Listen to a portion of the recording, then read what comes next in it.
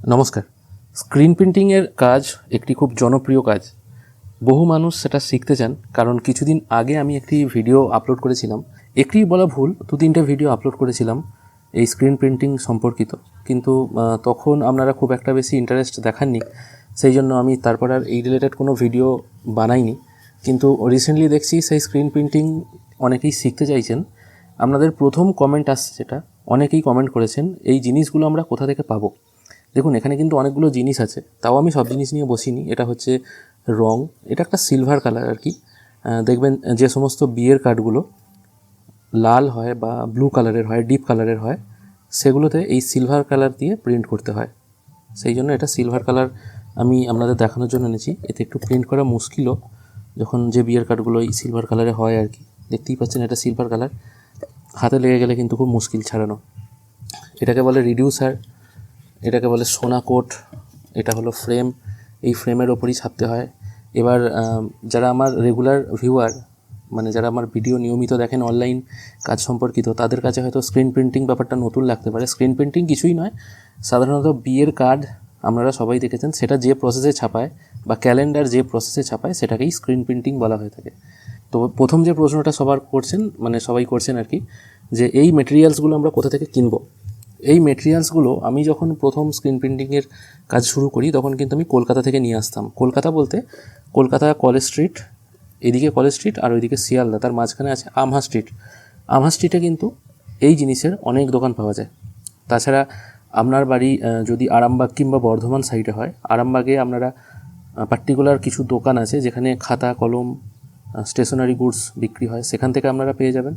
এবং বর্ধমানে যদি আপনার বাড়ি হয়, বর্ধমানে সামন্ত পেপার, বেঙ্গল পেপার, এই সমস্ত জায়গায় আপনারা কিন্তু এই জিনিসগুলো পেয়ে যাবেন। আর যারা মুর্শিদাবাদ, মালদা এই সব জায়গায় থেকে দেখছেন, তাদেরকে বলবো বড় কোনো স্টেশনারি দোকানে বা যেখানে মানে দেখবেন জেরক্সের পেপার বিক্রি হয় প্রচুর পরিমাণে, বা বড় বড় দোকান পেন খাতা বান্ডিল আকারে বিক্রি হয়, তাদের কাছে দেখবেন এই জিনিসগুলো পাওয়া যাবে। অথবা আপনাদের বাড়ির কোনো কাজের সময় যখন অন্নপ্রাশনের কার্ড, বিবাহের কার্ড ছাপা হয়, যে দোকান থেকে আপনারা ছাপেন, সেখানে যদি গিয়ে জিজ্ঞেস করেন, তারাও বলে দেবে তারা এই মালগুলো কোথা থেকে আনে।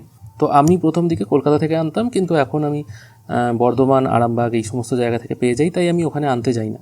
এগুলো কিন্তু খুব যে মানে ছোটাছুটি করতে হয় সেরকম কোনো ব্যাপার নেই। সেকেন্ড একটা প্রশ্ন আছে যে ইনভেস্টমেন্ট কীরকম লাগে। ইনভেস্টমেন্ট কিন্তু খুবই কম, যদি আপনি জানেন জিনিসগুলোর নাম, তাহলে কিন্তু খুবই কম লাগবে। কলকাতা থেকে নিলে মোটামুটি 700 থেকে 800, ম্যাক্সিমাম 1000 টাকা লাগে, তার মধ্যে হয়ে যায়। যেমন এইটাকে বলা হয়, বিভিন্ন জায়গায় বিভিন্ন নাম বলে, যেমন এটাকে বলা হয় নাইট্রো বা রিডিউসার। এই রিডিউসারের কাজ হচ্ছে, এই যে রঙটা দেখছেন, এই রঙটা তো একটু ঘন হয় বেশি।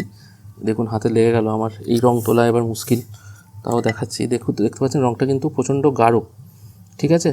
এটা সোনা কোম্পানি, যাই হোক, দেখুন হাতে লেগে যাচ্ছে, দেখতে পাচ্ছেন রঙটা কতটা প্রচণ্ড গাঢ় রঙ। এত গাঢ় রঙ দিয়ে তো ছাপা যাবে না। এই রঙকে পাতলা করার জন্য, অথবা যখন এই যে ফ্রেমটা দেখতে পাচ্ছেন, এই ফ্রেমের ওপরই ছাপতে হয়। হাতে রঙ লেগে গেল, যাই হোক, এটা খুব দুষ্টুমি করছে, সরিয়ে রাখি। যাই হোক, এই যে ফ্রেমের ওপর রঙটা ঢেলে আপনাকে যখন ছাপতে হয়, সেই রঙটাকে একটু পাতলা করার জন্য এই রিডিউসার লাগে। আর ফ্রেমের ওপর আপনি যখন ছাপা হয়ে যায়, তারপর ফ্রেমটাকে পরিষ্কার করার জন্য, মানে আবার এই অবস্থায় আনার জন্য, তখন কিন্তু এই রিডিউসারের প্রয়োজন হয় রঙটাকে তোলার জন্য।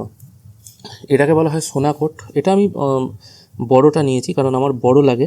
এখানে দাম দেখতে পাচ্ছেন 250 টাকা দাম আছে, কিন্তু অত টাকা দাম নয়, এর হাফ দাম মনে হয়, 900 গ্রামের। এটা আপনারা যখন নেবেন তখন 400 গ্রামের নেওয়া শুরু করবেন। 400 গ্রামেরটা ছোটো হয় প্র্যাকটিস করার জন্য, এটাও এত বড় নেওয়ার দরকার নেই, ছোটো নেবেন। এগুলো ওই 110-20 টাকা, এগুলো ওই রকম দাম। 900 গ্রামের দাম দেখলেন তো 250 টাকা এমআরপি আছে, হয়তো 180 টাকার মতো হয়তো নেয়। ছোটো নিলে আরও দাম কম হবে। রঙও এরকম ছোটো নেবেন। প্রথমে ম্যাট কালার ইউজ করবেন। দু রকমের রঙ হয় সাধারণত, ম্যাট, গ্লস। গ্লস নেবেন না, ম্যাট নেবেন, কারণ গ্লস রঙ দিয়ে ছাপলে প্রথমে অসুবিধা হবে। হাত প্র্যাকটিস হয়ে গেলে তারপর ঠিক আছে। তারপর আপনাকে এই কাপড় নিতে হবে, এটাকে বলা হয় মেস কাপড়। দেখতেই পাচ্ছেন এটা হচ্ছে ফ্রেম, আর এই যে ফ্রেমের ওপরে মেস কাপড় দেওয়া আছে।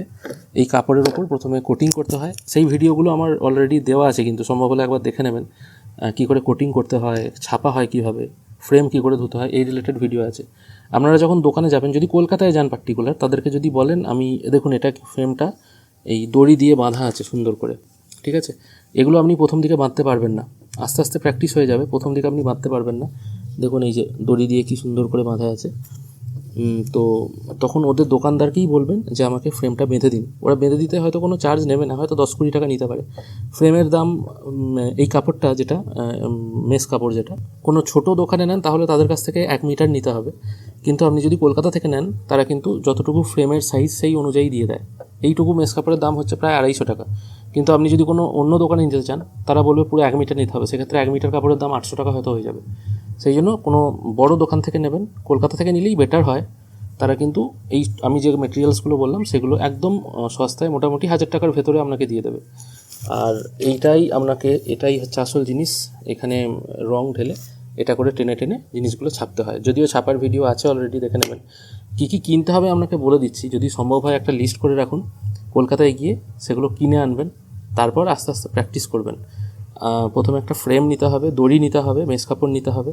যদি বলে মেস কাপড় আপনার যদি খেয়াল না থাকে তাহলে বলবেন বিয়ের কার্ড ছাপবো, সেই নাম্বারের আমার মেস কাপড়টা দিন, তাহলে কিন্তু তারা একদম, আর বলবেন যে আমাকে পুরো রেডি করে দিন। এটা হলো রেডিওসান নিয়ে নেবেন 1 বোতল, এটা একটু বেশি করেই নেবেন কারণ প্রথম দিকে যখন শিখবেন তখন একটু অসুবিধা হতে পারে। এটা 400 গ্রামের নিলেই হবে, অসুবিধা নেই। ওই রং আছে একটা, রং নিতে হবে, লাল ম্যাট কালার নেবেন। আর সোনাকোট যখন নেবেন, সোনাকোটের সঙ্গে আমার কাছে এই মুহূর্তে নেই, দেখাতে পাচ্ছি না, সাদা সাদা সেন্সিটাইজার দিয়ে যায়, সেগুলো কিন্তু এটার সাথে ফ্রি দেয়, সোনাকোটের সঙ্গে কিন্তু সেন্সিটাইজার ফ্রি। ওটাকে আপনাকে গুলে রেডি করতে হবে, আর এগুলো আপনাকে কিনতে হবে। প্রথম দিকে এত দামি কিনবেন না, একদম রেডিমেড পাওয়া যায়। এগুলো কি হয়, এগুলো মানে ওপরের যে অংশটা আছে এটা আলাদা আর নিচের রাবারটা আলাদা। প্রয়োজন যখন রাবার ক্ষয়ে যায় তখন আমি কী করি, রাবারটা চেঞ্জ করে শুধু রাবার কিনে এনে এখানে লাগিয়ে দিই। এই যে এখানে পেঁয়াজ আছে দেখতে পাচ্ছেন, দুদিকেই পেঁয়াজ আছে, তখন আমি শুধু এটা চেঞ্জ করে দিই, এছাড়া কিছু না। এটা একটা ছোট আছে, এগুলো নতুন কাতার কার্ড, মেনু কার্ড ছাপতে কাজে লাগে।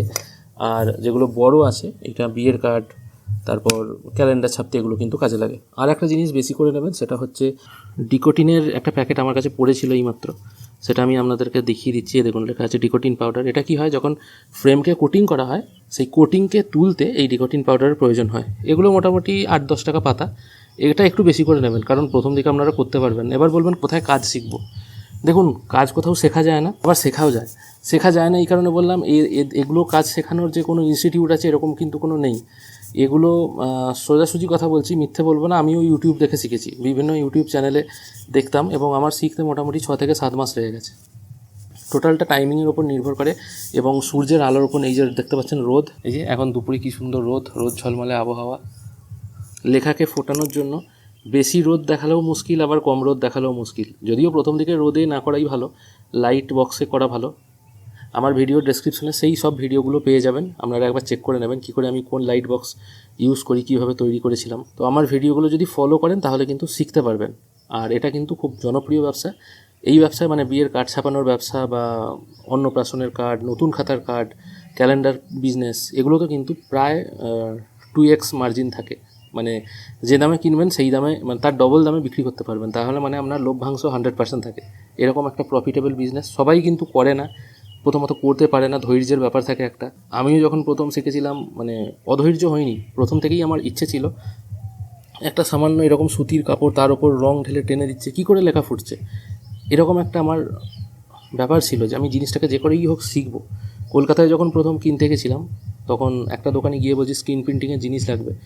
বলছে আমায় কী কী লাগবে, আমি তো নামই জানি না জিনিসগুলো। বলছে যেগুলো লাগে, বলছে দূর, নাম জানো না, শিখতে এসছো, কী করে শিখবে, কোথায় শিখেছো? আমি বললাম ইউটিউব দেখে শিখবে। বললে ইউটিউব দেখে শিখলে তো সবই হতো, তাহলে তো দেশের প্রধানমন্ত্রীও হয়ে যেতে পারতে। বিভিন্ন অপমান করে দোকান থেকে তাড়িয়ে দিয়েছিল। তারপর আমার স্ট্রিটে একটা দোকানে গিয়ে আমি একজনের সাহায্যে আর কি, সেও আর কি জিনিস কিনছিল, তাকে বললাম দাদা কী কী লাগে একটু বলে দিন তো। সেই তখন দোকানদারকে বলে এই জিনিসগুলো আমার ফার্স্ট টাইম এনে দিয়েছিল, যে বা কিনে দিয়েছিল, বলে এইগুলো লাগবে। মোটামুটি আমার ওই 600-700 টাকার মতো লেগেছিল। তারপর থেকে আমি শুরু করেছিলাম, মোটামুটি 6 থেকে 7 মাস আমি এই দুপুরে গরম রোদে ভাত টাত খেয়ে প্র্যাকটিস করতাম যে কী করে হয়। বিভিন্ন জায়গায় ছেপে দিতাম তখন, বিছানার চাদর, নিজের জামা, ঘরের দেয়াল, যেখানে পারতাম সেখানে ছেপে দিতাম। এমনি করে ফ্রেমটা নিতাম, ধরুন ছাদে পড়ে আছে কোনো জায়গায়, হয়তো জামা শুকুচ্ছে, এমনি করে নিয়ে টেনে দিলাম, দেখলাম ওঠে কিনা। বা যত কাগজপত্র ছিল, খবরের কাগজ, সব জায়গাতেই প্র্যাকটিস করেছি।